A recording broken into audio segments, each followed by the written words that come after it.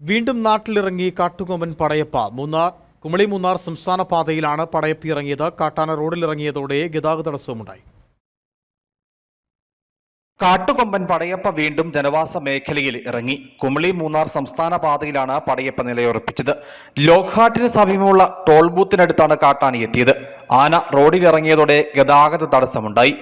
പടയപ്പയെ നിരീക്ഷിക്കുവാൻ പ്രത്യേക സംഘത്തിന്റെ ദൗത്യം തുടരുകയാണ്. ഡ്രോൺ അടക്കം ഉപയോഗപ്പെടുത്തിയാണ് വനംവകുപ്പ് ആനയെ നിരീക്ഷിക്കുന്നത്. കഴിഞ്ഞ കുറച്ചു നാളുകളായി ജനവാസ മേഖലയിൽ തുടരുന്ന പടയപ്പ വ്യാപക നാശം വിതച്ചതോടെയാണ് കാട്ടാനയെ നിരീക്ഷിക്കുവാൻ പ്രത്യേക സംഘത്തെ നിയോഗിച്ചിരിക്കുന്നത്. ഹൈറേഞ്ച് സർക്കിൾ CCF നേരിട്ടെത്തിയാണ് ദൗത്യത്തിന് നേതൃത്വം നൽകുന്നത്.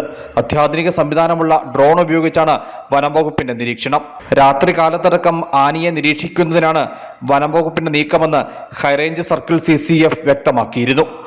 News bureau, Adimali.